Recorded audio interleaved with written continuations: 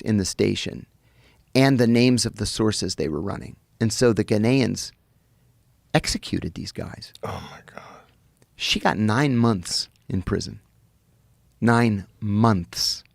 And they offer me 45 years for blowing the whistle on the torture program. So my wife and I stayed up all night, literally all night. And because Sharon Scranage had taken a plea, there was literally no case law. So what we found several things. We found several articles from the Harvard Law Review saying this law is unconstitutional. It violates the First Amendment, and it is prior restraint, right? Like it tells you in advance you can't say X, Y, and Z. But because there was no case law, you couldn't challenge it in court. And I said, well, can't we just appeal the charge and maybe, all the way up to the Supreme Court? And they said, yeah, we can do that post-conviction. And then you're going to be 45 years waiting and hoping that the Supreme Court does the right thing. We can't do that. So I decided by 6 a.m., I'm going to turn it down. I believed in my heart I hadn't done anything right. This was political. It was a vendetta by John Brennan.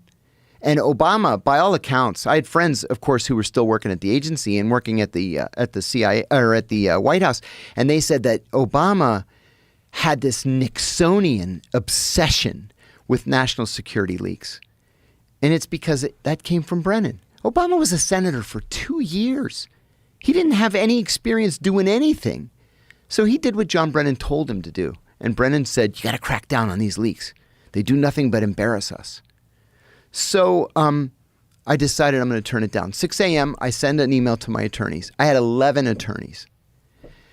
I was paying half of them, 5 of them.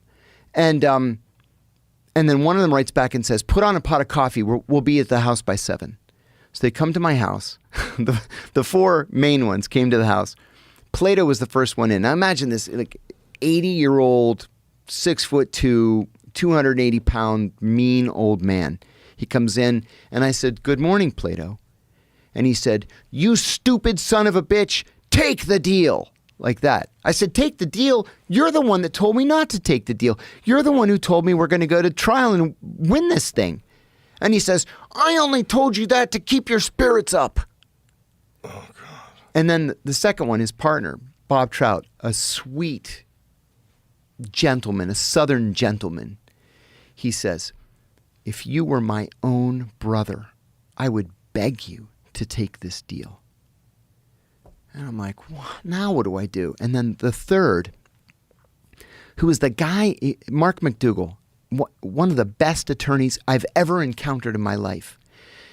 And the one that I liked and respected the most out of all of them. I liked all of them and respected all of them, but I felt a connection to this guy. He pulls me aside. He was a little bit angry, and he said, "You know what your problem is? Your problem is you think this is about justice, and it's not about justice. It's about mitigating damage. Take the deal." And I looked at my wife. She's just like, what are we going to do? So I took the deal. And I got 2.5 years in prison, and they made me do